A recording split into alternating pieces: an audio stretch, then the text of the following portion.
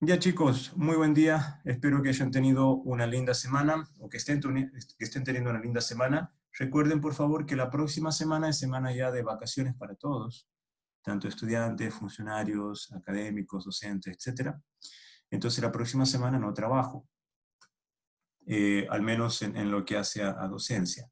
Quiero indicarles también que ya están las notas de sus guías, que las voy a subir bien probablemente el viernes, de sus tareas, perdón. Entonces así voy a tener ya las notas del certamen 1, las notas de la tarea 1 que ya están consolidadas, ya están revisadas, etc. Lo que sí, la refutación de la tarea 1, chicos, para no perder, para que ustedes tengan también tiempo para otros estudios de la asignatura, lo voy a dejar al ayudante. Entonces con él van a poder refutar, ver qué ha pasado con el código, el puntaje y demás. En líneas generales han sacado una muy buena tarea. He sido particularmente meticuloso en lo que es que hayan referenciado bien qué código que hayan sacado de otro lado, para evitar situaciones de plagio. Por otro lado, han resuelto muchos y bien la tarea. Creo que han habido uno o dos que simplemente no compiló en A. Y me acuerdo una tarea en particular que desarrolló todo, pero por alguna razón nunca puso un main. Entonces, bueno, es una situación, ustedes saben, bastante particular. Y hubo otro caso, pero este otro chico de otro paralelo que puso 3 mains, que me tocó verlo cuando conversábamos con el resto de los profesores. Pero bueno, en realidad ese caso no he tenido en mi paralelo, han sacado muy lindas notas, han resuelto bastante bien la tarea, y creo que el promedio así del paralelo está por encima de 75, promedio de notas, lo cual es bastante bueno. Bien, vamos a comenzar con la clase de hoy. Chicos, yo esta clase la voy a dedicar in extenso a lo que es costos, cotas en este caso, cotas asintóticas. Vamos a revisitar algunos temas y ya vamos a dar por cerrado cómo se hacen las evaluaciones asintóticas de los diferentes programas, ¿sí? Vamos a comenzar un poco en lo que había dejado justamente la última clase. Recuerden que en la última clase nosotros ya habíamos empezado a ver este temita. Yo voy a ver un poquito atrás. Habíamos visto, por ejemplo, lo que eran los costos de la búsqueda binaria, ¿sí? Ya vamos a volver sobre ello, espero que lo tengan todavía fresco al conocimiento. Y habíamos quedado en estas gráficas que siempre nos causaban controversia, porque ¿cómo puede ser que, por ejemplo, cuando utilizamos la notación tita, estemos hablando de un costo que es en realidad promedio, entre una cota mínima y una cota máxima? Luego, perdonen, justo siguen ingresando chicos. Luego estamos hablando del caso del Big O, que es en realidad esta letra griega es Omicron. Estamos hablando de que existe una cota máxima. Y por último tenemos el omega mayúscula, ¿sí? Donde estamos hablando de que existe una cota mínima. Donde hay una cota máxima es que hablamos del peor caso, donde hay una cota mínima hablamos del mejor caso, que generalmente no nos conviene este caso, chicos. No es representativo. Este es cuando todas las probabilidades están a nuestro favor, digamos. Y el peor caso es típico de la ley de Murphy, cuando todas las cosas tienen que salir mal y salen mal. Nos conviene evaluar esto, porque sabemos que el costo que obtengamos para el peor caso siempre nos va a indicar la cota superior. Cualquier otro caso va a estar por debajo de esa cota. Aquí fíjense que estas grafiquitas que están bien, de hecho están sacadas del libro y varias webs, lo que nos dice es que el costo computacional, en este caso el comportamiento asintótico, varía de acuerdo a n. Por eso es que nos interesa, de hecho, conocer cuál es la asintoticidad de nuestras funciones, ¿sí? Nos interesa cuando n tiende a infinito. Luego tenemos un n0, que es a partir del cual nosotros comenzamos a evaluar las funciones. Antes de este n0 es donde tenemos, ya vamos a ver de nuevo en nuestras funciones, en los tiempos de ejecución, de que consideramos que n es lo suficientemente pequeño, entonces no vamos a observar estos costos computacionales. No hay mucha diferencia entre las diferentes funciones. Bien, algunos ejemplos que habíamos dicho también, tenemos una tarea, los vamos a volver a ver estos ejemplos más adelante, cuando tengamos ya los conocimientos consolidados. Tenemos una tarea A compuesta por dos subtareas B y C, que se ejecutan secuencialmente. Esto es típico, primero un for y después el otro. T sub B es el tiempo de ejecución de la tarea B y T sub C es el tiempo de ejecución de la tarea C. Entonces, el costo de la tarea A es igual al, me dice, la pregunta es si el costo de la tarea A es igual al costo de la tarea B más el costo de la tarea C. Si nosotros suponemos que la tarea B tiene un costo asintótico, ¿sí?, dado por O de F, y la tarea C tiene un costo asintótico dado por O de G, los peores casos de cada una de las subtareas respectivamente, entonces el costo de nuestra tarea es igual al máximo entre ambos. Este caso en particular nosotros ya lo vamos a ver y vamos a ver por qué es que esto es así, cuando definamos matemáticamente cada uno de estos costos. Si F es mayor a G en este caso, nosotros tenemos la combinación lineal de C1 por F más C2 por G, lo cual es menor o igual a C1 por F más C2 por F, en donde nos queda una constante C por F que nos da el costo total del algoritmo, la cota máxima, del algoritmo que estamos evaluando. Por favor, tengan en cuenta que nosotros estamos evaluando las complejidades según las cotas, y no, si bien es representativo del tiempo, esto es una función de las variables y del tamaño de las variables de entrada. Luego, y no se olviden que estamos evaluando siempre en un procesador que ejecuta una instrucción o una línea de código a la vez. Luego sea una tarea A compuesta por una tarea A1, la cual a su vez invoca a una tarea A2. Entonces la tarea A2 está dentro de la tarea A1. T sub 1 es el tiempo de ejecución de A1 y T sub 2 es el tiempo de ejecución de A2. ¿Cuál es el tiempo de ejecución de la tarea A? Y bueno, si suponemos que la tarea 1 tiene un costo O de Fn y la tarea 2 un costo O de G, entonces el costo de la tarea que estamos evaluando, de la tarea A, es el costo multiplicado de ambas subtareas. Y eso es equivalente a cuando tenemos fores anidados o bucles anidados. Y esta propiedad ya la vamos a ver también. Estas son propiedades que aplican, si bien a las cotas superiores, vamos a ver que hay propiedades afines que aplican al tita y aplican al omega también. Vamos a seguir viendo un poco sobre árboles recursivos, chicos. Recordemos que árboles recursivos es esta primera técnica que estamos utilizando para evaluar nuestros costos computacionales, o la complejidad computacional, complejidad asintótica, todos los términos son equivalentes acá, chicos, en lo que hace a algoritmos, y en particular algoritmos que tienen recurrencia o recursividad. No se olviden que cuando estamos en presencia de casos cuyos algoritmos tienen recursividad, utilizamos las llamadas ecuaciones en recurrencia, que ya vamos a volver más sobre ellas. Y espero que esto lo hayan visto, de hecho, cuando estudiaron álgebra en su momento. No se olviden que las ecuaciones en recurrencia es una forma más de escribir ecuaciones en diferencia. Y ese caso de estudio, de hecho, lo vamos a ver al final de la clase si el tiempo está a nuestro favor. Entonces, ¿cómo partimos con los árboles recursivos, recurrentes, que de hecho ya nuestro ayudante comenzó ayer a dar estos casos? Vamos a estudiar un poco. Nosotros partimos con una función, la función que tenemos acá. Déjenme poner el color al lápiz. Aquí estamos. Partimos con una función, esta es nuestra función, fíjense, este es el tiempo de ejecución de nuestro algoritmo, TDN va a ser siempre el tiempo de ejecución de nuestro algoritmo.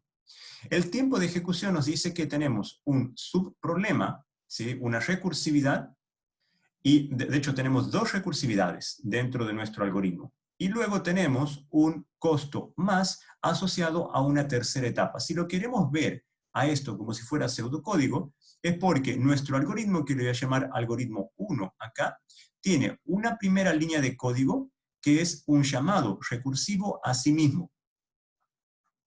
Pero tiene unos datos que valen, digamos, tienen el tercio de peso que lo que tiene. Si aquí tenemos n, aquí le vamos a meter n sobre 3.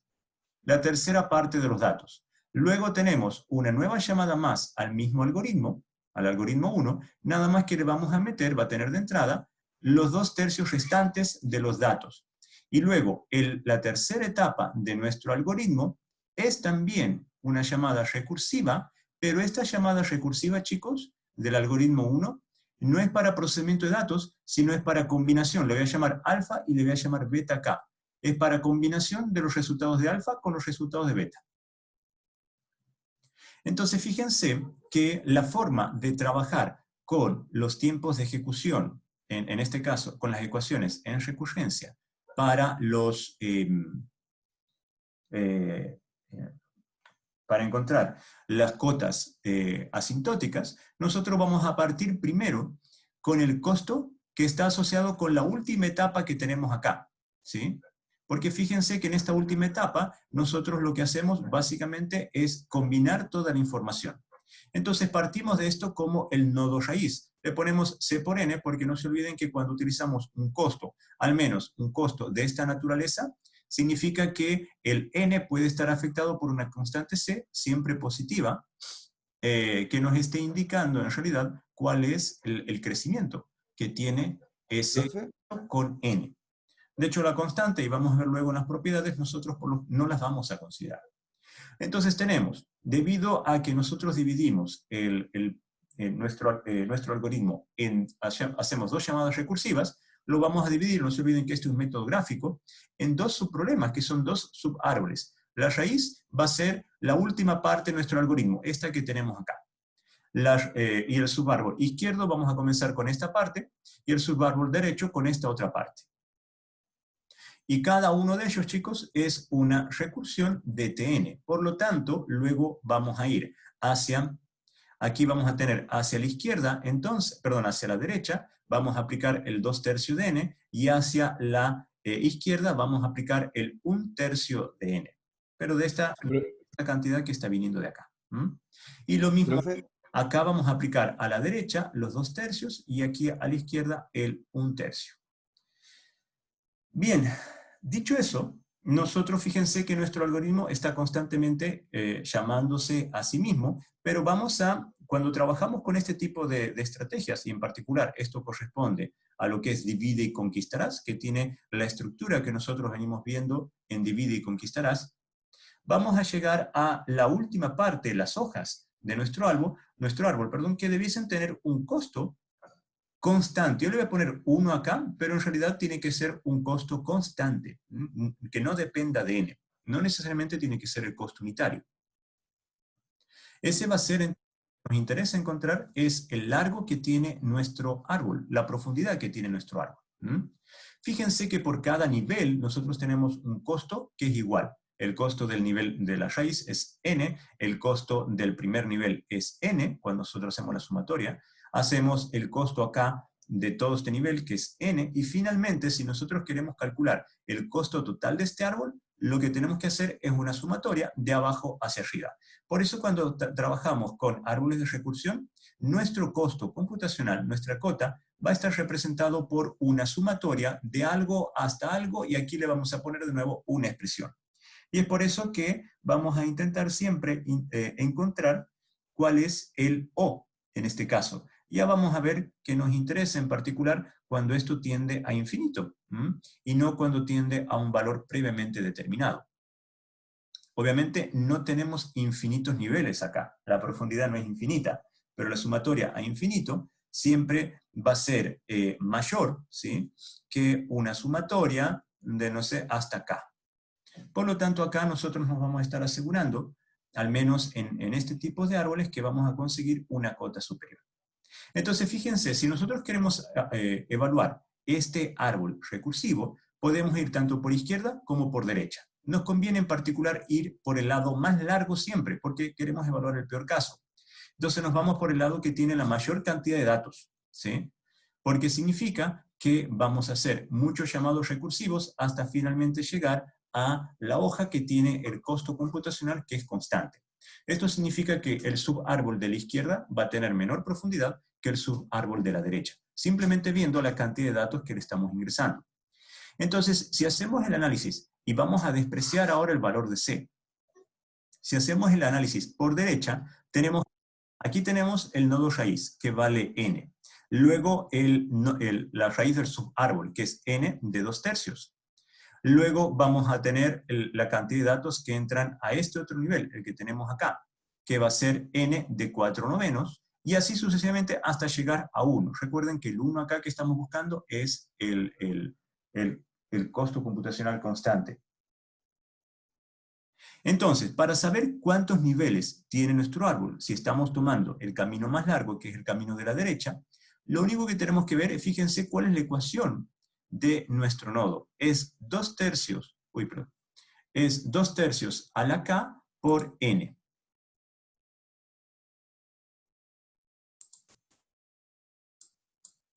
Aquí.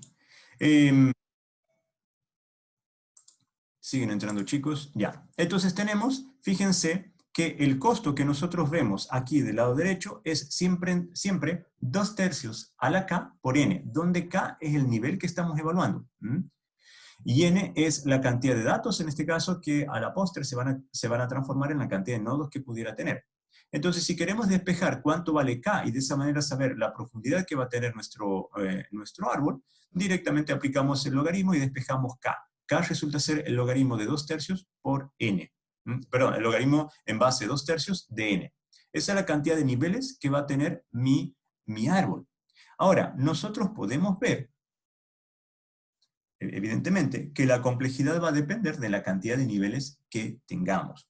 Ahora, la cantidad de niveles que tenemos, que está escrita acá, es el logaritmo en base 2/3 de n, nos determina la profundidad que tiene este árbol, desde la raíz hasta la hoja más lejana, ¿sí? Dicho eso, lo que nosotros tenemos que hacer ahora es la sumatoria desde abajo hasta arriba, ¿sí? Y fíjense que si nosotros hacemos la sumatoria de abajo hasta arriba, sabiendo que por cada nivel el costo es n, lo que tenemos es una sumatoria, fíjense, y le voy a poner de i igual a 1, que es el nivel 1, hasta el nivel log 2/3 de n, ¿sí? Porque esta es la cantidad de niveles que voy a tener en mi árbol, de n. Le voy a sacar el c, porque ya dijimos que la constante c no nos interesa. Fíjense, porque lo que estoy haciendo es sumar los costos por cada nivel. Entonces, ¿qué significa esto? Fíjense que la sumatoria que tenemos acá es menor a hacer una sumatoria de i igual a 1 hasta infinito de n. Aquí me estoy olvidando de algo.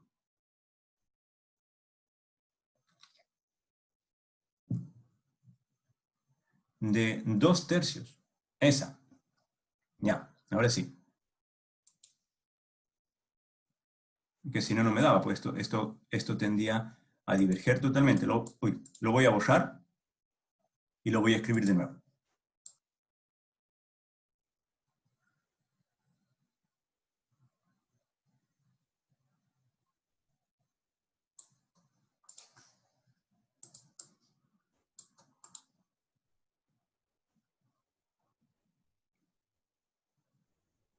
Lo voy a...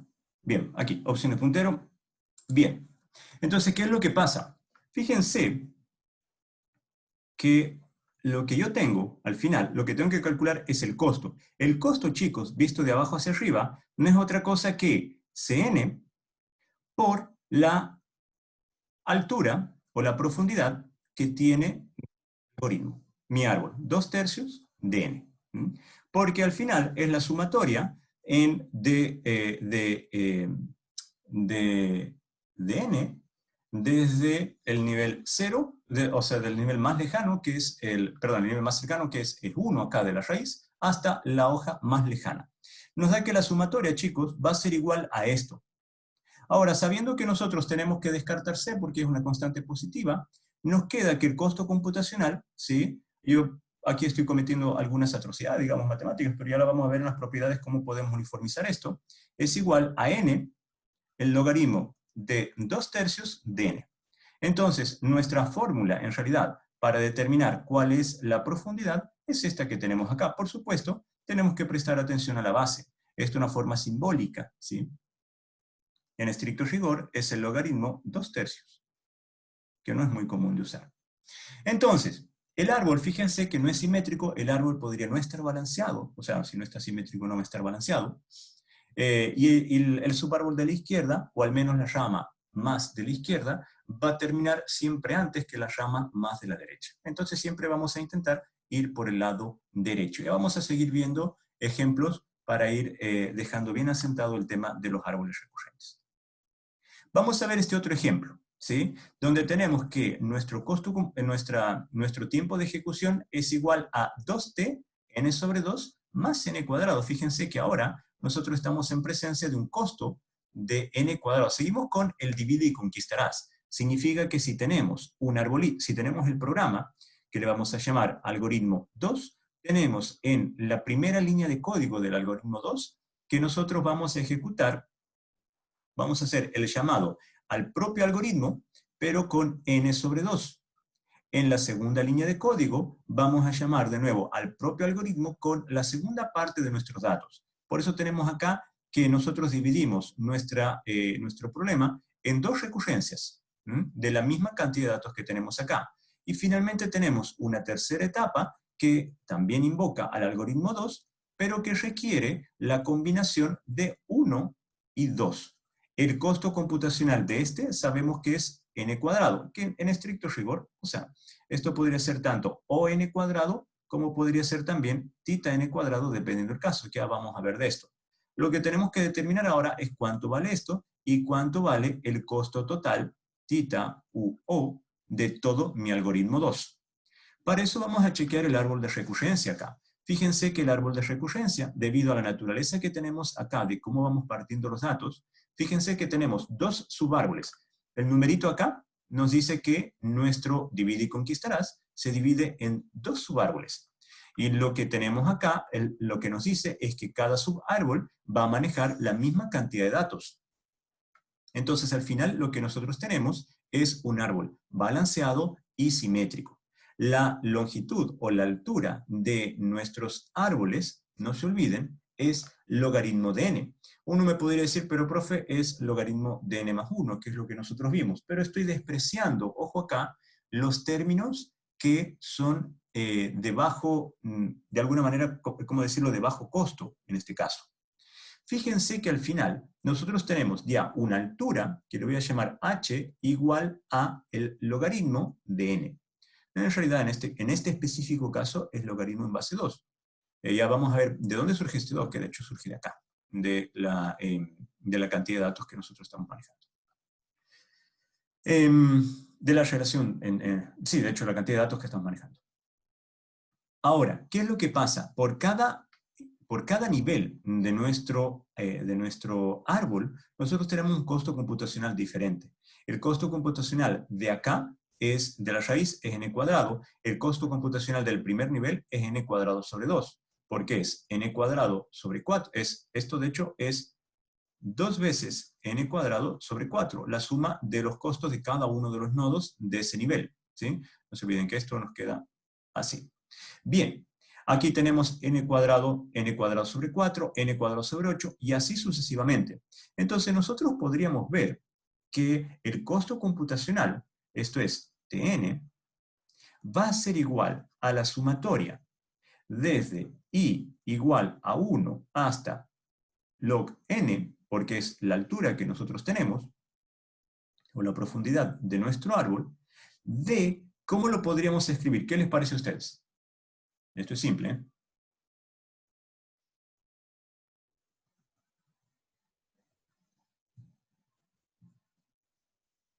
A ver, ¿quién me dicta acá? Tenemos que hacer la suma de todos los costos en este sentido.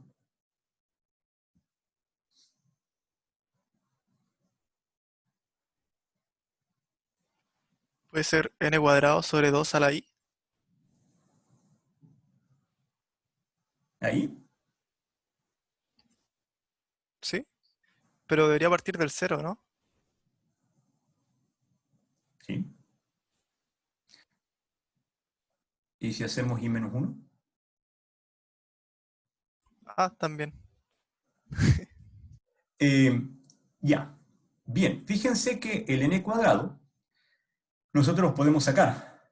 Gracias, Diego, asumo por reconocimiento de voz de mi algoritmo mental que fuiste vos, ¿no? De I igual Así a es.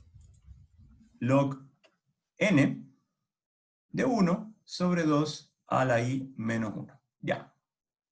Esto, chicos, fíjense que si esto tendiera a infinito, nosotros tenemos que esto es menor o igual a n cuadrado, la sumatoria de I igual a 1 log n, perdón, dijimos infinito,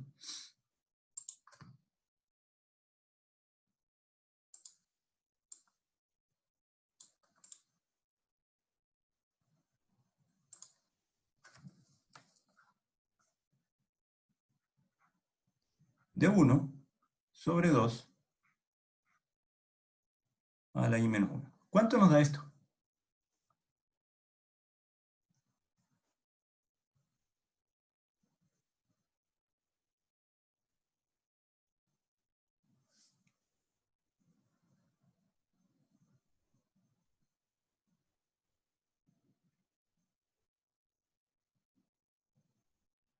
Había una ¿No? propiedad de la ¿No da sumatoria. 1? ¿Eso? La sumatoria nos da 1, sí. Gracias. ¿Sí? Entonces esto nos queda n cuadrado. ¿Alguien estaba hablando ahí? Aparte, Diego, escuché una voz. José, ¿fuiste vos? Ah, no, no, no, No, fui no yo. fui yo. Pero no, no importa. Alonso, ya. Entonces, fíjense que acá nosotros ya estamos empezando a ver, ¿sí? Y aquí hemos obtenido, ojo, esto debido a que hemos aplicado una cota de infinito. ¿Qué les parece a ustedes? ¿Esto es el Big O, el Omicron, o es el tita?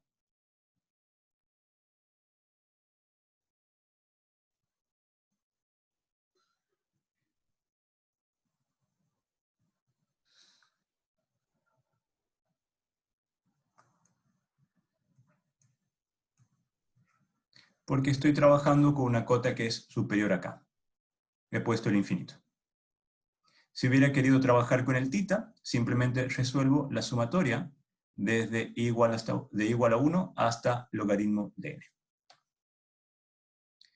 Bien, fíjense entonces que el análisis de los árboles recursivos es, bueno, bastante sencillo. En realidad tenemos que repasar un poco de convergencias, de series, de secuencias, etc. Pero afortunadamente, por ejemplo, el libro guía ya ofrece un apéndice donde pueden repasar esto, pero como ustedes seguramente tienen mucha mejor memoria que yo y lo tienen más fresco a los conocimientos, no les va a costar tanto. Vamos a ir un poquito más allá ahora, porque hoy quiero entrar en profundidad en los temas que nos competen, ¿sí? No se olviden que más ejemplos y más casos de solución lo vamos a ver con las ayudantías, y por cierto les voy a dejar esta semana un ejercitario para que ustedes tengan con qué entretenerse. Y también vamos a liberar la guía 2, la tarea 2 esta semana. Entonces, vamos a seguir un poquito ahora sobre el algoritmo divide y conquistarás, que es el algoritmo por default que nosotros vamos a utilizar siempre que trabajemos con recurrencias, con recursividades. No se olviden que el algoritmo divide y conquistarás hace un abuso prácticamente de lo que es recursividad. Nosotros tenemos nuestros datos, a los datos aplicamos una división, luego trabajamos con cada una de nuestras divisiones y finalmente combinamos los resultados de nuestras divisiones en una sola solución global. Cuando hablamos de recursividad, esta flechita que está hecha acá en realidad, que se realimenta a sí mismo, ojo, si bien esto es algo visual que estoy indicando acá como una realimentación a sí mismo, lo que hablamos es de recursividad y es replicarse a sí mismo, no un auto llamado, es replicarse a sí mismo a la hora de ejecutar. Lo que tienen, chicos, es que estos algoritmos que utilizan recursividad, tal como el algoritmo divide y conquistarás, ojo que ustedes pueden analizar de la misma manera cualquier otro tipo de estrategia que pueda resolver problemas utilizando recursividad. Vamos a estar en presencia de algo que se conoce como recurrencia, que es una ecuación, ¿sí? Que ya le he mencionado en la clase pasada, pero es bueno que lo vayamos asentando a estas definiciones. Es una ecuación o desigualdad que describe la función de complejidad en términos de su valor para entradas más pequeñas. Entonces, vamos a ir dividiendo, dividiendo, dividiendo, hasta tener entradas lo suficientemente pequeñas de tal manera que su complejidad sea constante. No necesariamente unitaria, como lo tenemos acá, que es solamente un ejemplo, sino que sea constante. Y esa, por supuesto, con constantes siempre mayores a 0. No tenemos tiempos negativos en sistemas reales. No me quiero meter aquí en diatrabas filosóficas, pero trabajamos con tiempos positivos siempre. Entonces, es una función o desigualdad que describe la complejidad de nuestro algoritmo, ¿sí? Siempre intentando trabajar con entradas más pequeñas.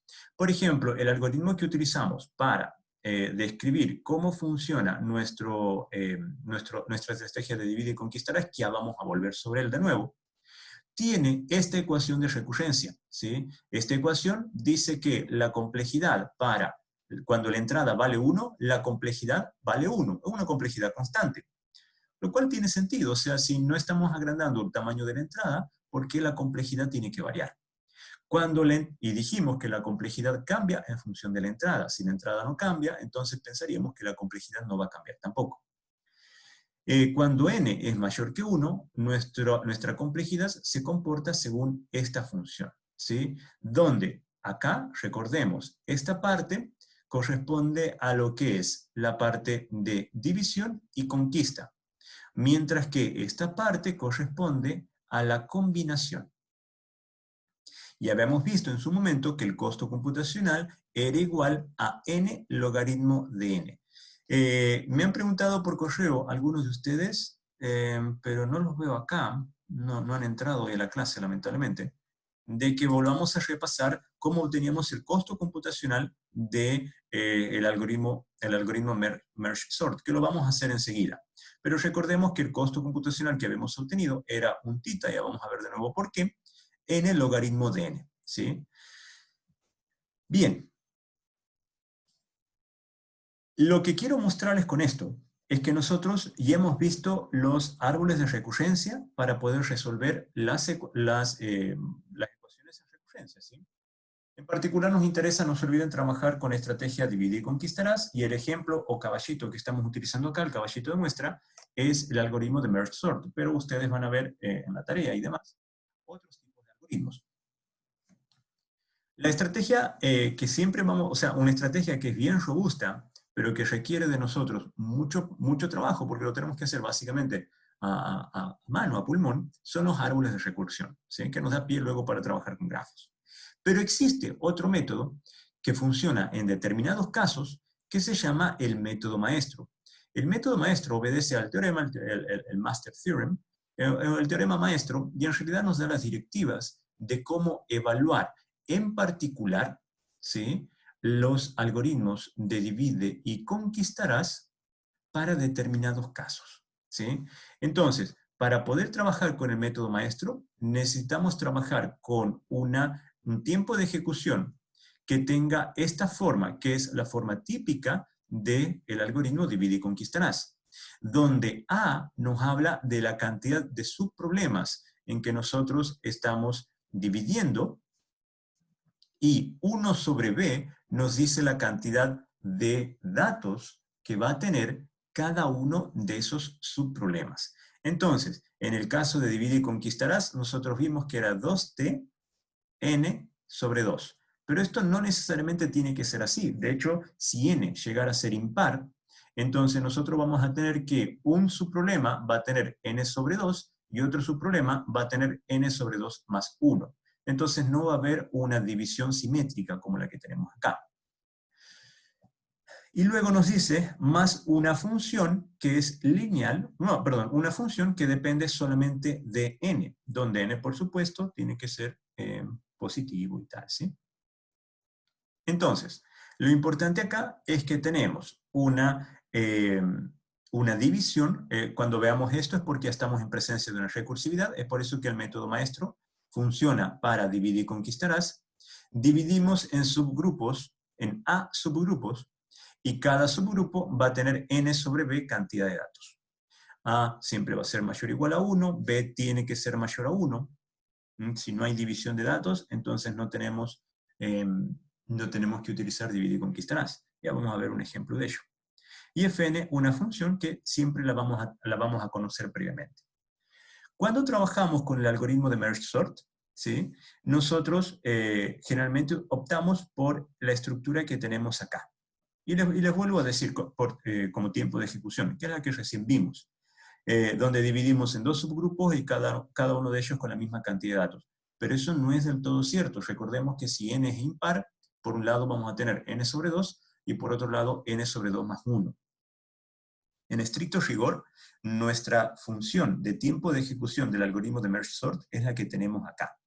Donde nosotros tenemos que esta expresión de acá nos dice, si nosotros dividimos, supongamos, el número 15 entre 2, nos da, en reales, 7.5. La expresión que tenemos acá nos dice que vamos a tomar el mayor entero menor a n sobre 2. Y esto es 7. Estamos aplicando lo que se conoce como un floor. Luego, la expresión que está acá con estos corchetitos a mitad, digamos, pero con las barritas horizontales por encima, lo que nos dice es que vamos a tomar el menor entero mayor a 7,5. Y esto es 8. ¿Sí? Aquí tenemos el n sobre 2 y aquí tenemos el n sobre 2 más 1. Y esto es lo que se conoce como el zero, el techo. Entonces, por un lado le sacamos el piso y por otro lado le sacamos el techo a nuestra división. Eso es, en estricto rigor, nuestro algoritmo de merge sort. Y en particular, este no tiene por qué ser 1, podríamos tener acá un número c, y n no tiene por qué ser 1, podría ser no sé, supongo, un n0 de hecho. Un número cualquiera. Con n0, por supuesto, mayor a 0.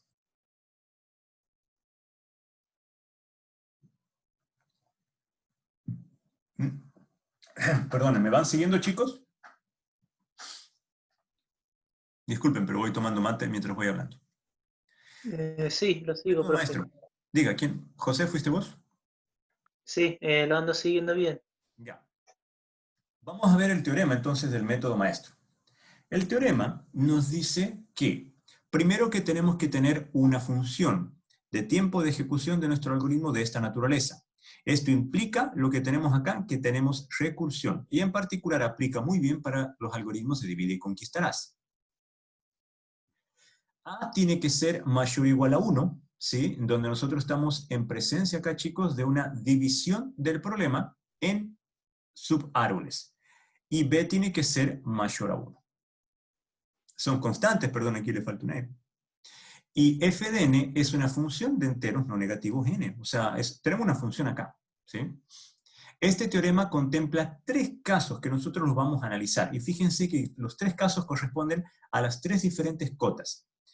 Es más simple de lo que se ve. Ojo con eso.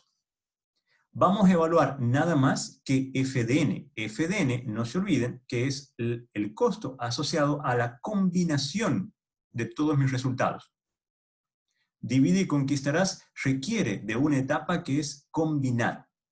Entonces, si f de n, ojo con eso, el costo de f de n es igual a aquí tenemos el big O, el ómicron, de n elevado al logaritmo en base b, donde b es la división que hacemos a los datos, de a, donde a es el subproblema, menos algún epsilon, donde epsilon es mayor a 0. Entonces, si tenemos que el costo de f de n es, de hecho, fíjense, aquí es interesante, el costo de f de n menor, ojo, estrictamente menor que O de n log b de a. Eso es lo que me está diciendo. Entonces, si nosotros tenemos este caso, nos dice que el costo computacional de nuestro algoritmo es este que tenemos acá. Y nos está dando un tita. Ya vamos a ver, de hecho, por qué nos da un tita. Luego, este lo vamos a llamar como el caso 1. El caso 2 nos dice que el costo de Fn es el tita, fíjense, de n log en base b de a. Entonces, el costo de mi algoritmo es igual a n elevado al log en base b de a por el logaritmo de n. Este es el costo 2.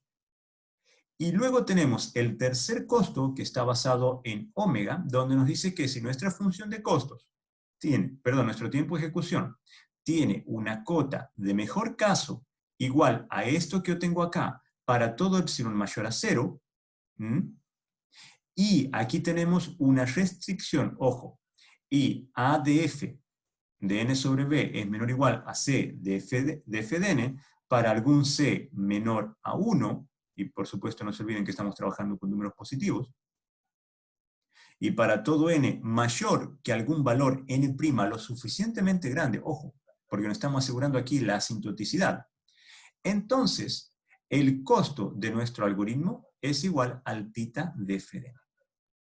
Este caso que lo vamos a llamar el caso 3. La demostración del teorema lo pueden ver en el libro, yo no la voy a dar acá, no es el objetivo del curso.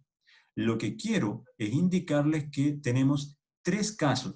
Este último caso, fíjense si nosotros hicimos esto acá, en este último caso nosotros tenemos que hacer la inversa, f de n, ¿sí? Es mayor que, en este caso, el omega y de n a la log b de a. Por un lado vemos el menor y por otro lado vemos el mayor. Claramente, porque acá estamos en presencia de la cota superior y aquí estamos en presencia de la cota inferior. Por supuesto, teniendo en cuenta esta restricción que tenemos acá. Ahora, ¿qué es lo importante de esto? Lo que nos está diciendo es que podemos encontrar básicamente por receta los costos computacionales de cualquier expresión en recurrencia que utilice el algoritmo divide y conquistarás, es decir, una expresión que tenga esta forma, simplemente evaluando la naturaleza de Fn. Y no tenemos que hacer los árboles de recurrencia, y no tenemos que resolver las sumatorias y otras cosas más. Esto nos permite ser más expeditos a la hora de trabajar. Por supuesto, el árbol de recurrencia no tiene algunas restricciones que nosotros vamos a ver que sí tiene este teorema. Vamos a ver un ejemplo, ¿sí? Ejemplo típico. Fíjense, tenemos que en los 3 ejemplos, A, B y C, este va a corresponder al caso 1, este va a corresponder al caso 2, y este va a corresponder al caso 3. Lo único que cambia es f de n, ¿sí? Donde nosotros tenemos que dividimos nuestro problema en 4 subproblemas, y a cada uno de ellos le estamos dando la mitad de los datos para trabajar.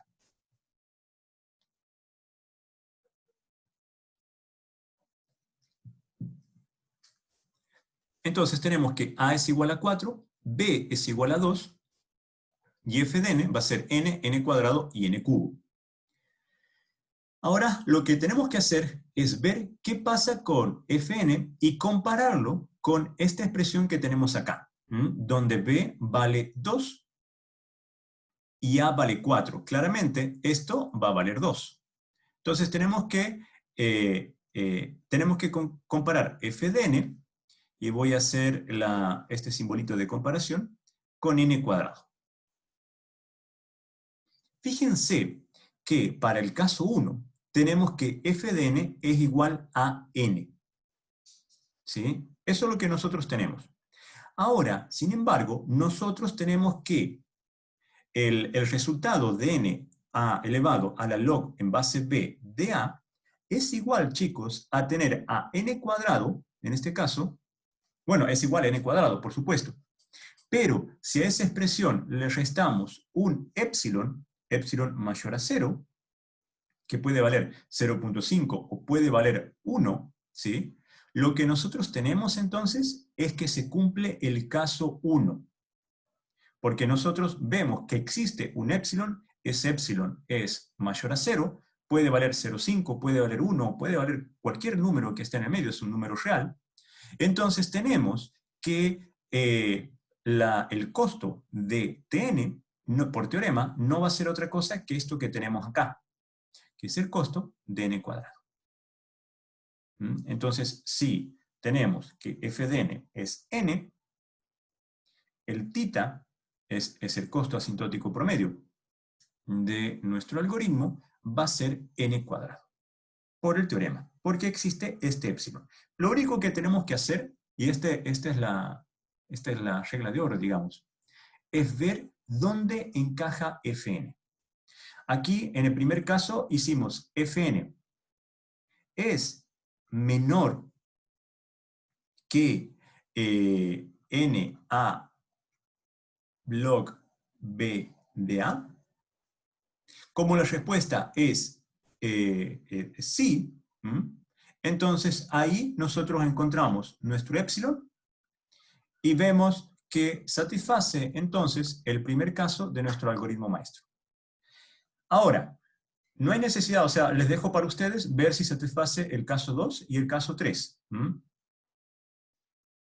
Vamos ahora con n cuadrado. N cuadrado es el segundo ejemplo que tenemos acá.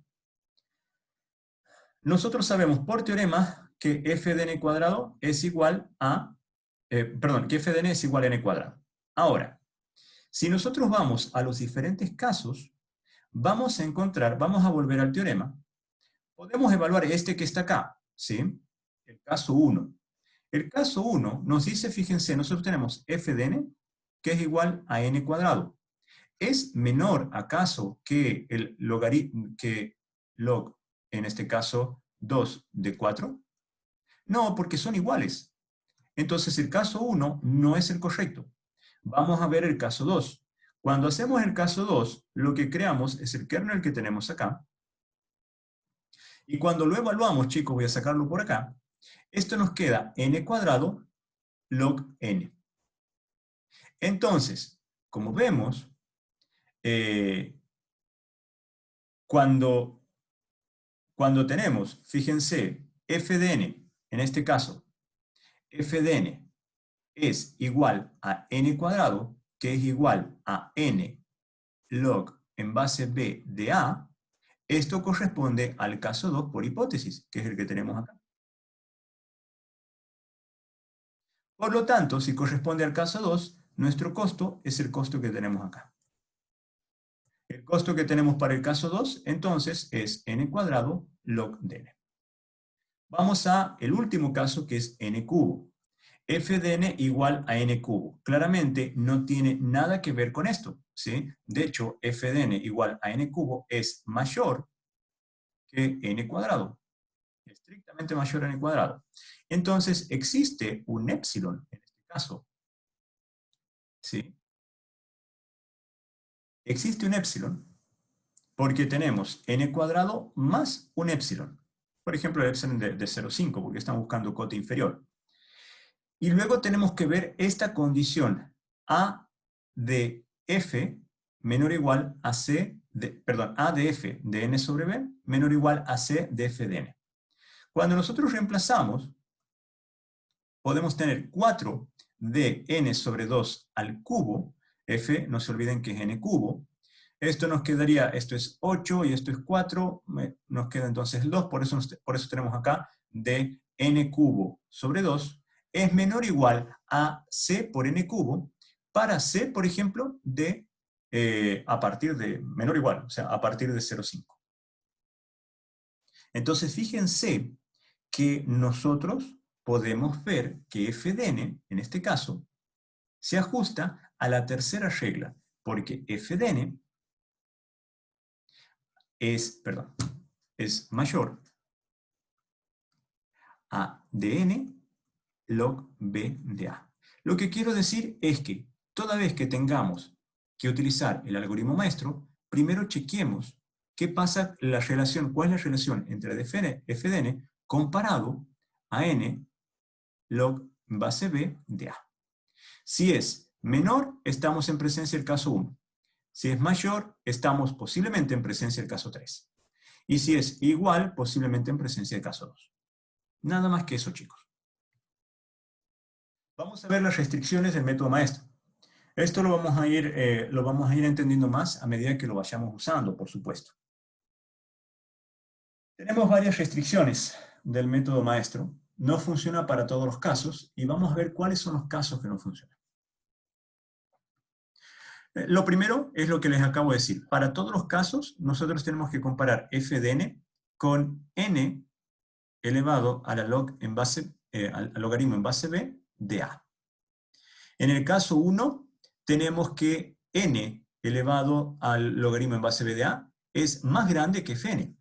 Por lo tanto, tenemos esto, que es lo que ya chequeamos con el ejemplo que vimos. En el caso 3, f de n es más grande, entonces tenemos este otro caso. En el caso 2, las funciones son del mismo tamaño. Ojo, utilizamos acá el signo igual, pero para indicar tamaño, ¿sí? No es para indicar igualdad en expresiones. En el caso 2, si las funciones f de n con el kernel que les dije, n log en base b de a, son iguales, entonces nuestro costo es este que tenemos acá.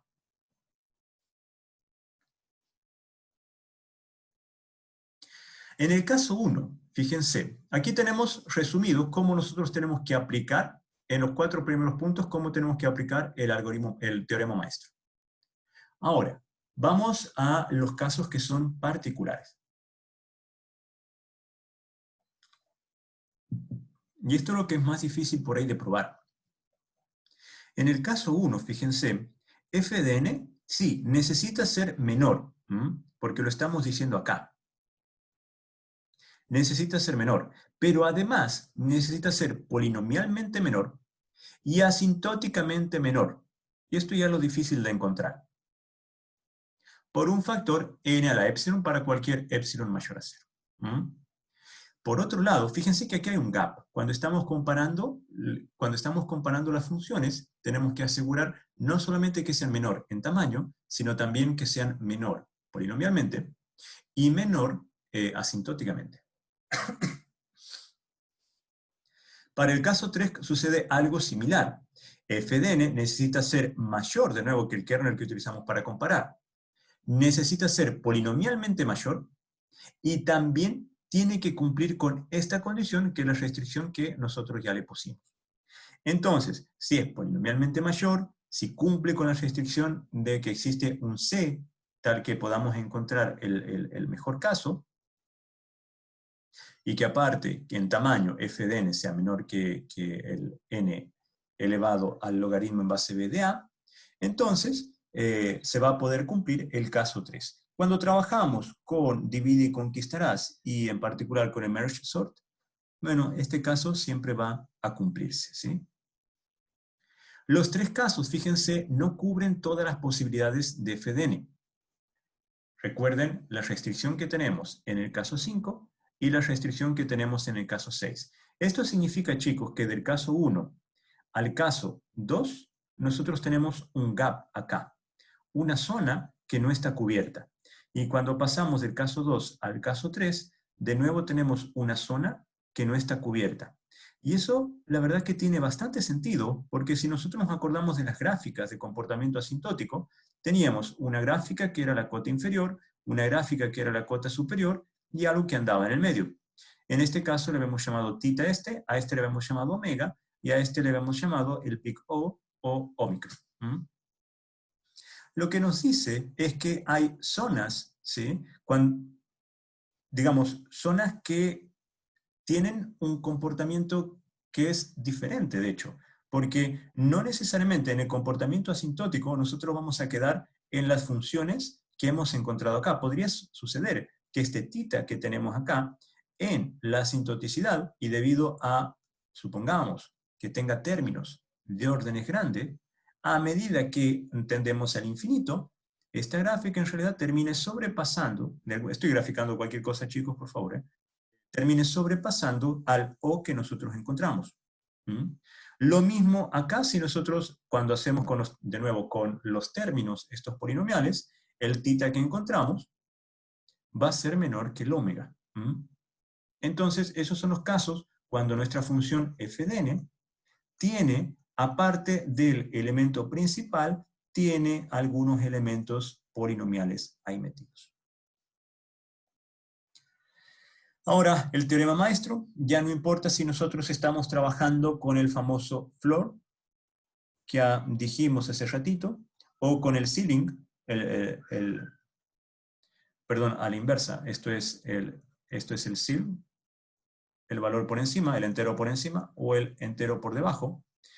el teorema maestro igual va a funcionar. Yo les dejo la demostración para el que la quiera ver, está en el libro, es bastante interesante de ver, pero no hace a los fines de este ramo. Bien, vamos a ver algunos ejemplos que son interesantes también. Tenemos el primer ejemplo, este que está acá, donde tenemos, no se olviden que estamos trabajando con la estrategia de divide y conquistarás. En este caso tenemos, fíjense que acá estamos diciendo que hemos dividido en 9 grupos y que a cada grupo le está tocando 1/3 de los datos y que f de n es igual a n. Tenemos que a vale 9, b vale 3 y f de n es igual a n. Cuando encontramos n logaritmo en base b de a, no es otra cosa que esto y es igual a n cuadrado. F de n, entonces, lo podemos expresar de esta naturaleza, porque esto es n cuadrado. Pero si le restamos un épsilon, que puede ser 1 hasta 1 de hecho, podemos llegar a el O de n, que es el que corresponde al f de n. Por lo tanto, podemos encontrar, por el caso 1, ¿sí? Por el caso 1, que el costo de nuestra función es n cuadrado, que es bien similar al ejemplo que ya vimos. En particular, ya podríamos empezar a intuir que siempre que tengamos un n, vamos a estar en presencia de caso 1. Cuando tengamos n cuadrado, vamos a empezar a estar en presencia de caso 2. Y cuando tengamos n cubo, estar en presencia de caso 3. El problema sería que este término independiente de la recursión que tenemos ahí sea de la forma log algo, log n o n log n o cualquier otra expresión. Lo que me preguntaba el compañero, ¿qué pasa si es un exponencial en su momento? Que fue una consulta que me hizo antes de empezar la clase. Luego, si estamos en presencia de esto, fíjense donde tenemos nuestra nueva función, la tenemos acá, ya vamos a ver qué se trata. Esto divide en un solo problema. Es típico, por ejemplo, de la búsqueda binaria. La búsqueda binaria divide en un solo problema. Ya la vimos nosotros cuando hicimos el árbol binario, perdón, el árbol de recurrencia de la búsqueda binaria. Y la cantidad de datos, ¿sí?, es 3 sobre 2. Es la cantidad de datos que nosotros mandamos. La verdad que es bastante interesante porque no podemos mandar más datos de lo que estamos ingresando. Esto, no se olviden, chicos, es simplemente una expresión matemática. Y f de n es igual a una constante, que en este caso lo estamos haciendo igual a 1. Esto es equivalente a poner tita 1.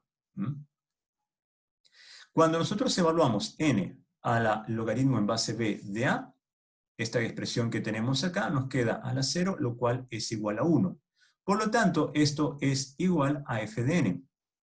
El caso 2 cumple esto, fíjense, porque se verifica esto que yo tengo acá.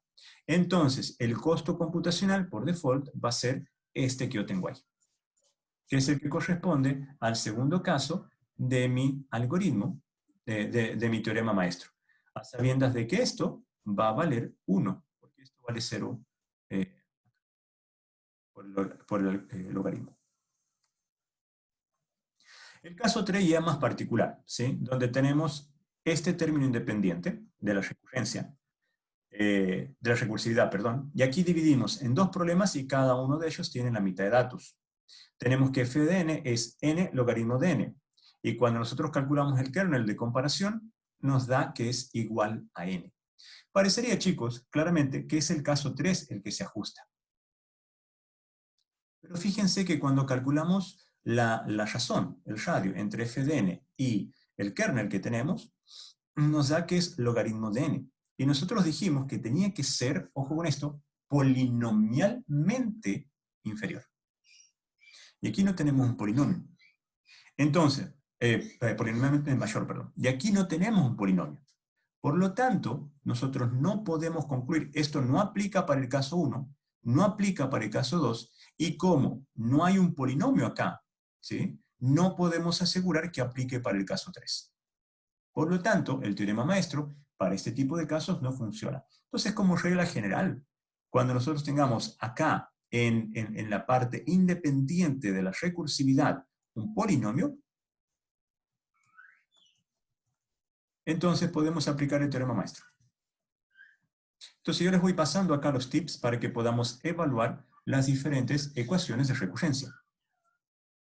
Ahora sí, vamos a revisitar las 2 técnicas que nosotros ya hemos venido utilizando. ¿Mm?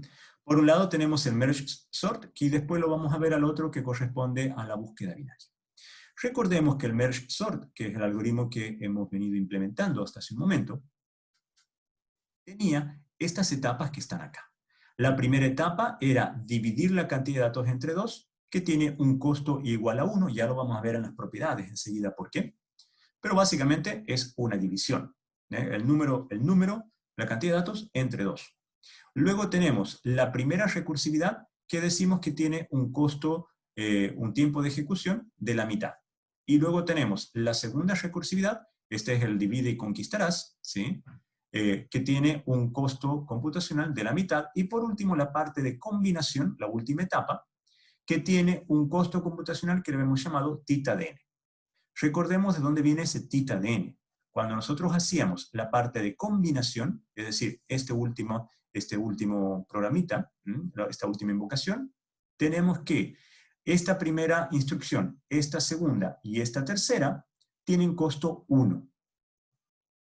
Luego tenemos 2 for consecutivos. Ya vamos a ver en las propiedades enseguida qué significa tener 2 fores consecutivos. El primero, como todo for, tiene un costo de n1, y el segundo tiene un costo de n2. Al ponerlos consecutivos, los costos los vamos a sumar, y le vamos a llamar un tita de n. Luego tenemos esta instrucción, esta otra, y esta otra que tienen costo, y aquí no apareció, de 1. O no lo puse, no sé. Pero es solamente un costo. Y luego, fíjense, tenemos un for, de nuevo. La cantidad de datos que tenemos acá es igual a n. Porque si ustedes se fijan, acá tenemos n sobre n1 y acá tenemos n2, que es la mitad de los datos. n1 es la mitad de los datos más 1 y n2 es la otra mitad. Entonces, cuando vamos de P a R, estamos trabajando con todos los datos, n. Por lo tanto, el costo de este for es tita n. Y ya vamos a ver enseguida cómo nosotros podemos evaluar el costo general de todo este algoritmo por sus propiedades. Pero les adelanto que es tita n, el mayor costo que nosotros podemos observar en la ejecución de nuestro algoritmo. Ya vamos a ver las propiedades cuando lleguemos a las propiedades de las cotas. Entonces, la ecuación en recurrencia que conformamos para resolver el algoritmo de merge sort es esta que tenemos acá.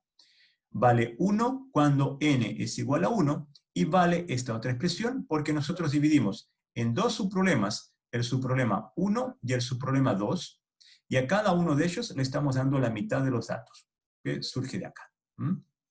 Y luego tenemos el costo de la parte de combinación, que es esta que está acá. Este es mi Fn. Entonces tenemos que A vale 2, B vale 2, f de n vale n, y tenemos entonces el kernel que tenemos que evaluar, n del logaritmo en base 2 de 2 es n a la 1, que es igual a n.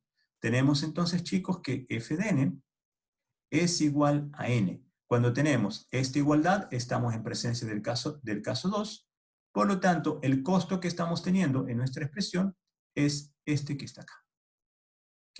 Esto es por el teorema maestro, es n logaritmo de n, que es idéntico a lo que nosotros ya obtuvimos por los árboles de recurrencia.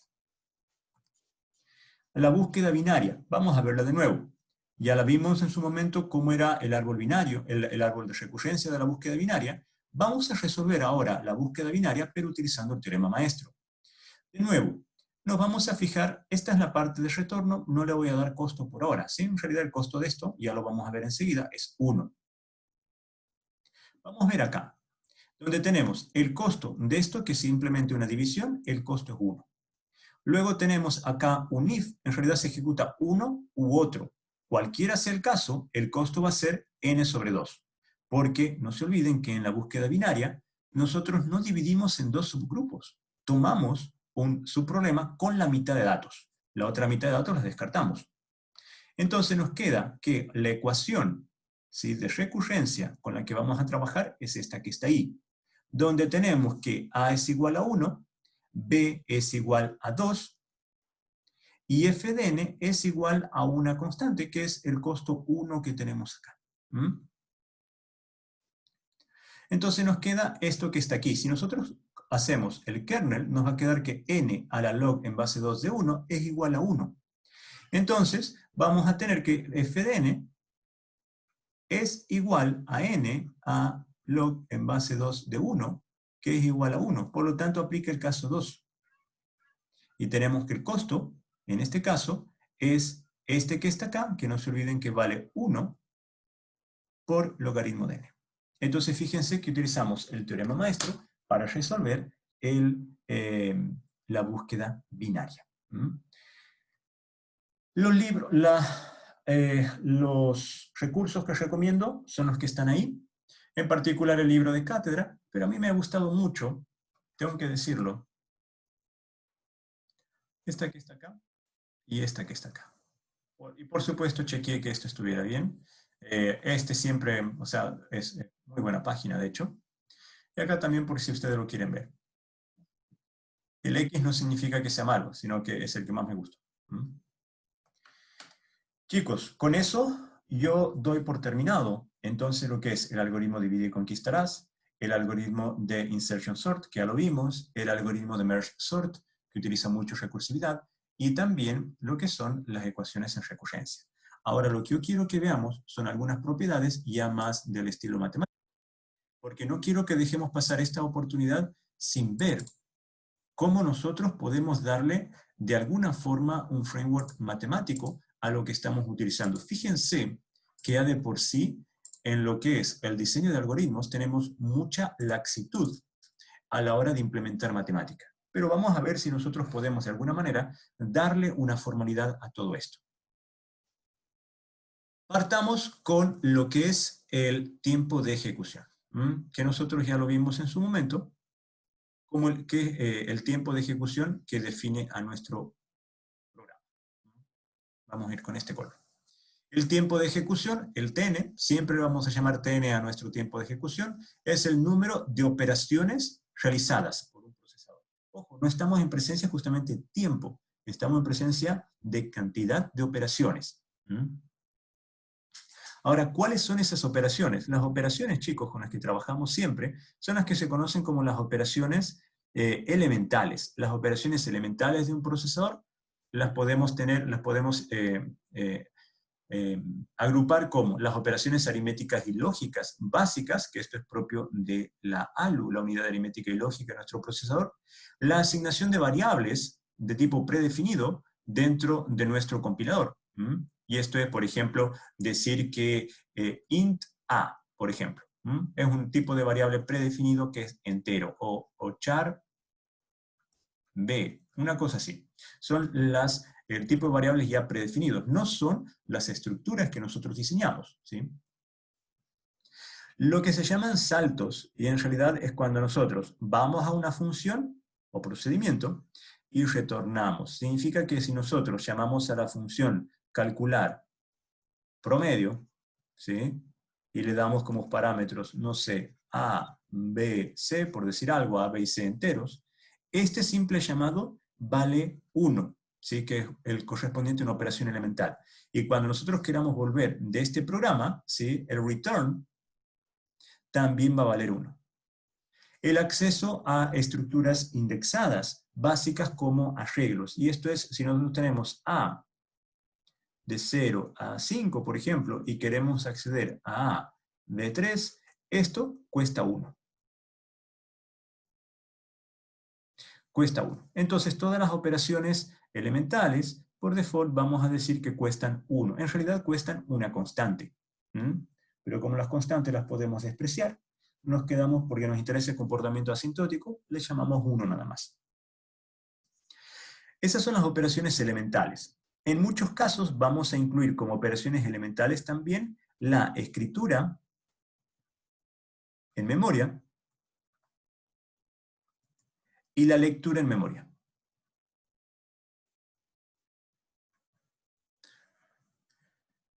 Que de hecho eso es lo que hicimos cuando nosotros analizamos listas. Yo les dije en su momento que el costo computacional era 1. Pueden chequear las PPTs y pueden chequear el video también. Principio de invarianza, que es el que aplica a nuestros algoritmos. Tenemos un algoritmo, ¿sí? Y a ese algoritmo lo hacemos correr 2 veces. con L1 y L2, dos grupos de datos, ¿sí? Donde tenemos que el tiempo de ejecución para el grupo de datos L1 es T1 y el tiempo de ejecución para el grupo de datos 2 es T2. El principio de invarianza nos dice que hay una constante real mayor a 0 y un número natural n0, tal es que para todo n, y esto es la cantidad de datos que procesa nuestro algoritmo, mayor o igual a n0, se verifica que T1 es menor o igual a T2. ¿Mm? Eso es lo que nos está diciendo el principio de invarianza, que siempre vamos a poder encontrar esto. Ya vamos a ver de qué se trata, dónde entra C en todo esto, dónde entra N0. Lo que nos está diciendo es que existiendo C, existiendo N0, nosotros vamos a tener que la ejecución de nuestro mismo algoritmo con dos paquetes de datos diferentes nos va a dar tiempos de ejecución que van a ser uno menor o igual al otro. Perfecto. O sea, es un principio de invarianza. Dime. ¿No debería estar la C multiplicando al T2? Sí, Porque pues, si no, no se ocupa la C. tenés razón. A ver, sí, tenés razón. C multiplicando a T2, sí. Porque C mayor, sí. Sí, pues, sí, el principio de invarianza. Muy bien, Diego. Lo voy a escribir acá. T1 menor o igual a C por T2. Ya. Vamos a ver entonces algunas propiedades de las cotas. Bien digo ahí, significa que está despierto. Podría decir que fue hecho a propósito esto. Las cotas de complejidad y medidas asintóticas, ¿sí? Vamos a hablar de las tres cotas que nos interesan, la cota superior, la cota promedio y la cota inferior. La cota superior, que le estamos llamando como Big O y que también es, y el color no me ayuda a ver el puntero, que le llamamos Omicron, esta que tenemos acá. Vamos a empezar con algunas notaciones que son un poquito más formales. Dado una función f, ¿sí? Esta es nuestra función de tiempo de ejecución. Queremos estudiar entonces aquellas funciones que a lo sumo crecen tan rápido como f. ¿Sí? Por eso estamos poniendo una cota superior. A lo máximo van a crecer tan rápido como f. A estas funciones se les conoce como cota superior de f y las vamos a denominar como O de f, la que tenemos acá. Si f es un algoritmo, por supuesto, es el tiempo empleado de ejecutarse nunca será superior al de su cota. Cuando tenemos que escribir, nosotros decimos que f es una función que va de los números naturales a los reales, en este caso positivos. Se define entonces como el conjunto de funciones de orden O, Omicron, tales que tenemos que f, tal que n, digamos que va de n a los números reales positivos, tal que existe C perteneciente a los números reales, C también de los números reales positivos, existe N0 también perteneciente a los números naturales, tal que una función g de n es menor o igual a C por f de n para todo n mayor o igual a n de 0. Lo que estamos diciendo entonces, y vamos a ir rapidito a la grafiquita, que las dejé al final, estamos en presencia, chicos, de esto que tenemos acá. ¿Mm? Lo que decimos es nuestra función. Cuando una función tenemos esta cota, entonces va a crecer, toda función que pertenezca a esa cota, entonces va a crecer tan rápido o hasta lo que crece f. Las propiedades que tenemos son bien particulares, ¿sí? Si f pertenece al O de g, entonces O de f está incluido en el O de g. Ojo con eso. Si el O de f es igual al O de g, O de f es igual al O de g, sí, solamente si g pertenece al O de f y f pertenece al O de g. Si f pertenece a O de g y g pertenece a O de h, aquí hay una transitividad, f pertenece a O de h. Si f pertenece a O de g y f pertenece a O de h, entonces f pertenece al mínimo entre O de g y O de h. ¿Mm? No se olviden, la cota superior. Por eso es que tenemos el mínimo. F, ojo, pertenece a O de G y F pertenece a O de H. Estamos hablando de que nuestra función, nuestro algoritmo, ¿sí?, pertenece a dos familias de funciones que ya están acotadas por una cota máxima. Por lo tanto, lo que tenemos que buscar es que F, el O de F, no es otra cosa que el mínimo entre G y H. Luego tenemos que F1, perdón, está incluido en el mínimo entre G y H. El F1 pertenece a O de G y supongamos que hay una F2 que pertenece a O de H, donde G y H son otras funciones en cuyas cotas son O de G y O de H. Si nosotros sumamos F1 más F2, y esto es, primero ejecutamos el algoritmo F1 y luego secuencialmente ejecutamos el algoritmo F2, el O que queremos encontrar va a ser el máximo entre G y H. Porque chicos, estamos buscando cotas máximas.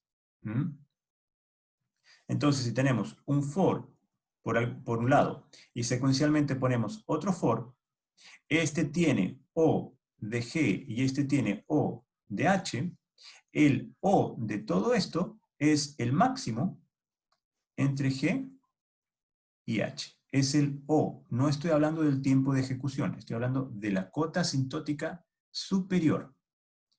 Si F1, ¿dónde estoy acá? Si F1, estoy hablando esta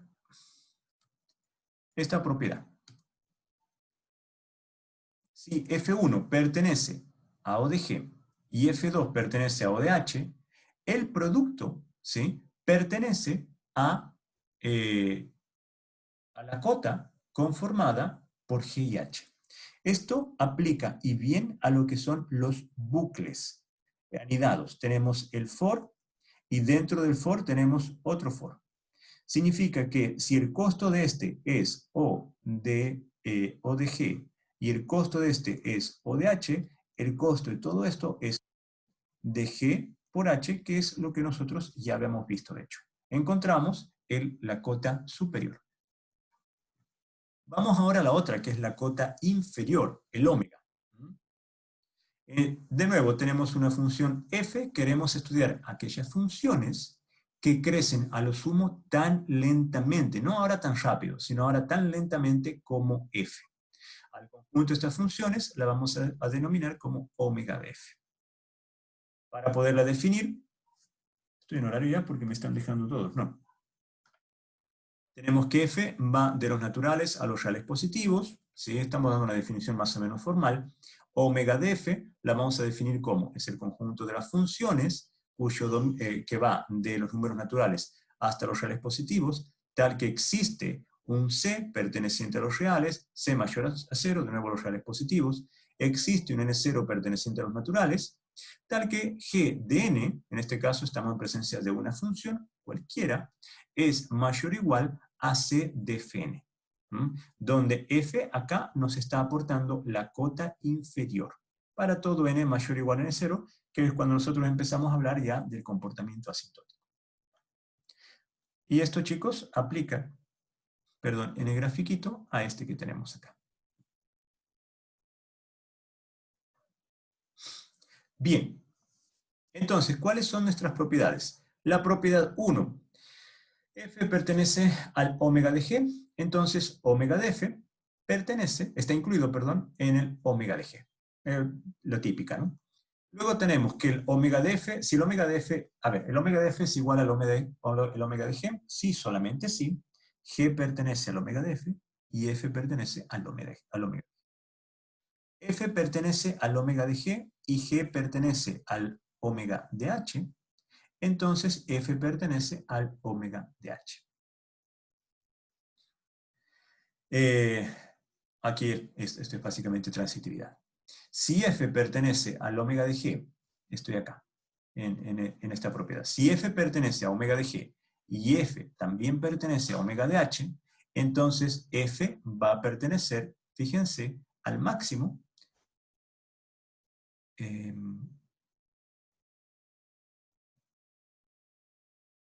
No.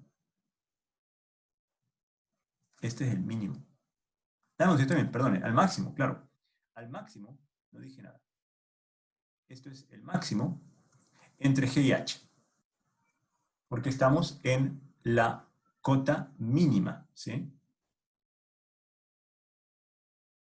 Esto sería algo así como the upper lower bound. Bien, luego tenemos la otra propiedad, si F1 pertenece a omega de G y F2 pertenece a omega de H, entonces F1 más F2 va a pertenecer al omega de G más H, que es la regla de la suma. En el caso anterior, la regla de la suma nos daba un máximo. En este otro caso, es la suma directa. Y esto es cuando nosotros tenemos un for acá, un for, y luego ejecutamos secuencialmente otro for. Significa que si este es omega de G y este es omega de H, todo esto va a ser igual a omega de G más H. Si ahora la regla del producto, si F1 pertenece a omega de G y F2 pertenece a omega de H, F1 por F2 es igual al producto. Esto es idéntico al anterior.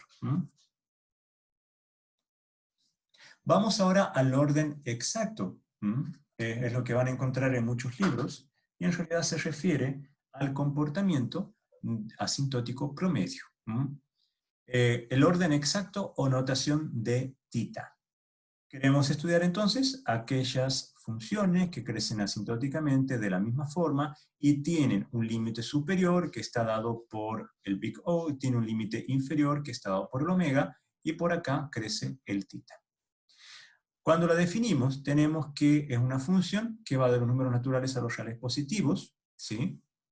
Donde tita de f está incluido entre el big O y el omega de f. Por eso es que se le llama el caso medio, el caso promedio, el más representativo o inclusive el orden exacto. Porque encontramos nosotros cuál es su tendencia asintótica para la función que estamos evaluando. No estamos viendo sus cotas, sino cuál es la función efectivamente que estamos evaluando. O lo que es lo mismo, nosotros tenemos acá tita de f, es para toda función g que vaya de los naturales a los reales positivos. Existen 6D pertenecientes a los reales positivos. Existe un n0 perteneciente a los naturales, tal que c de f de n es menor o igual a g de n, menor o igual a d de f para todo n mayor o igual a 0. Lo que nos dice es que vamos a tener nuestra función, por acá vamos a tener el c de fn, y por acá vamos a tener el d de fn. Y aquí dentro vamos a tener el crecimiento de nuestra g de n. Algunos le dicen que g de n está acotada por los múltiplos de f. Bien, las propiedades con las que nos vamos a encontrar, en este caso que de hecho es el de los que más vamos a usar, tenemos que f pertenece a tita de g, entonces tita de f es igual a tita de g. Esa es la típica, igual que el resto. Luego tenemos que tita de f, si tita de f, tita de f es igual a tita de g, si solamente si g pertenece a tita de f y f pertenece a tita de g. Luego tenemos, si f pertenece a tita de g, tenemos acá, y g pertenece a tita de h, entonces f pertenece a tita de h. Tenemos la transitividad. Hasta ahí se van repitiendo. En realidad las que cambian, chicos, son las que tenemos acá. Si f1 pertenece a tita de g y f2 pertenece a tita de h, f1 más f2 pertenece al máximo entre g y h. Fíjense que en el caso de O era el mínimo. En el caso del otro, en el que estamos acá, era la suma directa. En el caso de omega, era la suma directa. Y en el caso de tita, es el máximo. Esa es la regla de la suma. Y luego, estamos en presencia acá de F1 perteneciente a tita G, más F2 perteneciente a tita H. F1 por F2 es de nuevo el producto. El producto aplica igual para todos. Significa que si tenemos bucles anidados, los costos computacionales se multiplican. En el caso de que trabajemos con tita, y tenemos fores secuenciales o bucles while secuenciales, lo único que calculamos es el costo máximo que van a tener. Si tenemos un for y luego tenemos otro for, el costo de este es tita g, el costo de este es tita h, vamos a calcular entonces el máximo entre ellos. Bien. Hay algunas observaciones. Lo principal es que asumimos que el cálculo de las cotas asintóticas, chicos, nos permiten a nosotros decidir, lo podemos utilizar como métricas para decidir el tiempo de ejecución de los algoritmos, ¿sí? Si no estamos de acuerdo con eso, entonces las cotas no nos van a proveer información de decisión. Para un algoritmo cualquiera, nosotros tenemos sus cotas, digamos, ¿sí? A ver, podemos medir sus tiempos, tanto para el mejor caso, peor caso y los casos promedios. La forma de medir tiempos empíricamente escapa un poquito al objetivo de este curso porque es bien trivial, chicos. Basta con que ustedes pongan, y voy a irme a MATLAB, pero puede ser cualquier otro lenguaje, los famosos TikTok, y no me refiero a ninguna página ni nada por el estilo. El TikTok lo que hace es medir el tiempo transcurrido entre que lo invocamos hasta que nos retiramos del TikTok. Entonces aquí nos mide el tiempo justamente, el tiempo transcurrido. Y con eso nosotros podemos hacer una evaluación del tiempo en segundos de cuánto cuesta nuestro algoritmo. Entonces tenemos el mejor caso, peor caso y caso promedio. Son 3 familias diferentes. Y para esas 3 familias, chicos, nosotros podemos encontrar, para el mejor caso, el conjunto, la familia de funciones en el mejor caso, podemos encontrar O, omega y por supuesto tita. Para los peores casos también O, omega y tita. Y para los casos promedios, O, omega, tita. Ahora, pero para funciones de análisis, en realidad nos quedamos con los 3. El omega total, digamos, entre todos los posibles casos, el O total entre todos los posibles casos y el tita del caso particular que estamos analizando. Bien, y nos queda entonces pendiente acá, que yo solo voy a dejar como ejercicio porque ya estoy casi en hora, evaluar cuánto valen los costos. Vamos a empezar con este. Esto ya lo hicimos en su momento. Aquí tenemos que, vamos a llamarle f a esta función, a este algoritmo, f nada más. Entonces, tenemos que O de f es igual a 1, omega de f es igual a 1, y tita de f es igual a 1 para este caso.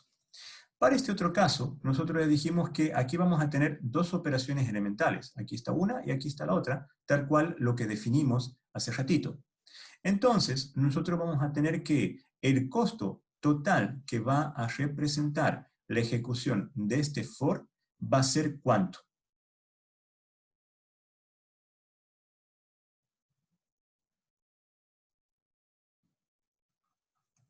¿Quién se anima a decirme?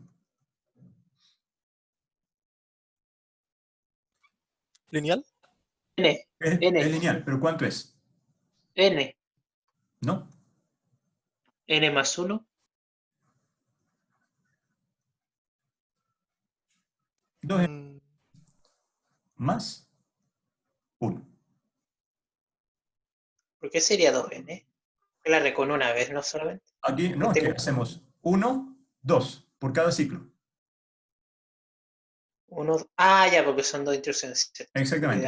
Más 1, porque chequeamos el for una vez más. Debido a que aquí no tenemos... bueno, pero ¿y cuál podría ser entonces el mejor caso acá? Para N igual 0. ¿Y el peor caso? Para el infinito, supongo. El mismo acá. Profe, me perdí. No, supone que no debería depender de n porque el mejor caso y el peor caso. A ver, ¿cuál es lo que propones, Diego? Es que el mejor y el peor caso da igual Porque según yo, el mejor y el peor caso va como, no sé, en caso de que Sí, o sea, estamos no, haciendo un claro, ordenamiento. yo creo que te entiendo, ¿sí? Para el ejercicio que está acá, como no hay ninguna condición, no hay ninguna, Siempre se va a ejecutar el, NS. O sea, el for se va a ejecutar siempre. A eso te refieres, ¿no? claro, eso. O sea, que Aquí, como está dado, no hay ninguna. Si hubiéramos tenido, por ejemplo, un while, tal vez la cosa habría sido contraria.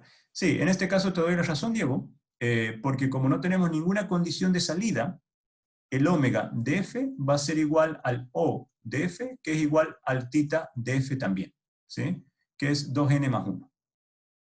Totalmente de acuerdo.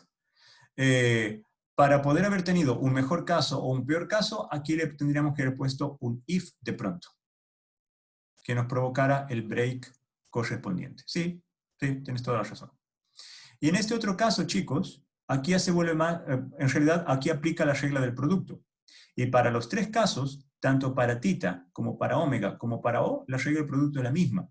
El costo acá es 2n más 1, el costo acá es 2n más 1, entonces el costo total va a ser igual a 2n más 1 al cuadrado.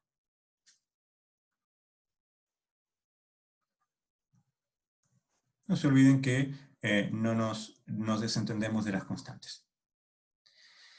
Ya chicos, esa es la clase que tenía para hoy. Terminé con un par de minutos de atraso. Yo me quedo aquí pendiente por si hay alguna consulta y nos vemos entonces este viernes para continuar.